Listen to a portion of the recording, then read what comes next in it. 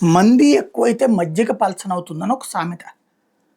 Corporate విద్యా సంస్థలు తొలినాళ్లలో కాస్త డబ్బు ఖర్చు పెట్టుకోగలిగి ఉండి, కాస్త ఎక్కువ కేరింగ్ తీసుకోవాలనే తల్లిదండ్రులకి ఒక వెసులుబాటు. అంటే గవర్నమెంట్ స్కూళ్ళు, గవర్నమెంట్ కాలేజీలు నచ్చనటువంటి వాళ్ళు అక్కడ అన్ని వర్గాల విద్యార్థులు ఉంటారు కాబట్టి బూతులు మాట్లాడుకుంటారు, స్పోర్ట్స్ జరుగుతుంటాయి. తమ బిడ్డలు ఇతరుల బిడ్డలతో కలవకుండా ఒక ప్రత్యేకంగా ఉండాలి, ఆటపాటలు ఉండకూడదు, కేవలం చదువు మీదనే దృష్టి సారించాలి అనే ధనవంతుల బిడ్డలకి కార్పొరేట్ విద్యా సంస్థలు ఒక వెసులుబాటు అయినాయి. ఆ తర్వాత రూటు మారిపోయి కార్పొరేట్ విద్యా సంస్థలలో చదివితే మాత్రమే బ్రతుకుతారు, బాగుపడతారు అనేటటువంటి ఒక విచిత్రమైన వాతావరణాన్ని సైకలాజికల్గా తీసుకొచ్చేసారు.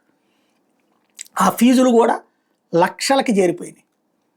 ధనవంతులు ఇప్పుడు మధ్యతరగతి కూడా ధనవంతులలాగా ఎఫర్ట్ చేసి తీరాల్సినటువంటి పరిస్థితి తెచ్చిపెట్టారు. ఇప్పుడు ఆ కార్పొరేట్ విద్యా సంస్థలు ఎక్కువైపోయాయి. ఇక ప్రభుత్వ విద్యా సంస్థలు అంటే గత్యంతరం లేక చదువుతున్నారు. అదే కార్పొరేట్ విద్యా సంస్థలు నిరంతరం వెలిగిపోతూ ఉన్నాయి. వేల కోట్ల రూపాయలు సంపాదించి రాజకీయాలు కూడా చేస్తున్నారు వాళ్ళు.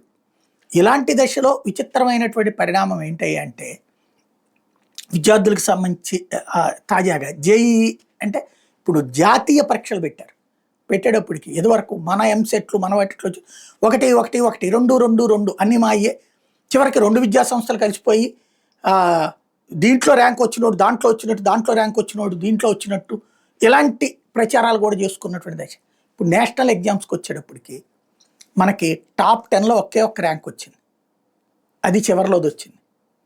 ఆ తర్వాత టాప్ 20లో 2-3 ర్యాంకులు వచ్చినాయని సంతోషపడుతున్నాం. ఇది ఇంజనీరింగ్ సిస్టమ్ జేఈఈలు. అదే రేపు నీట్ ఎట్లా ఉంటుందో తెలియదు. అంటే ప్రమాణాలు పెరిగిపోయి పిల్లలు బాగా ఎదిగిపోయారు అనుకుంటున్నటువంటి దశలో ఈ టాప్ ర్యాంకుల దగ్గర నుంచి కొంత తగ్గుదల నమోదవ్వడం అన్నటువంటిది కార్పొరేట్ విద్యా సంస్థలు ఇతర వ్యవహారాల మీద నుంచి ఎడ్యుకేషన్ వైపుకి వెళ్లాల్సినటువంటి బాధ్యతను గుర్తు చేస్తున్నాయి.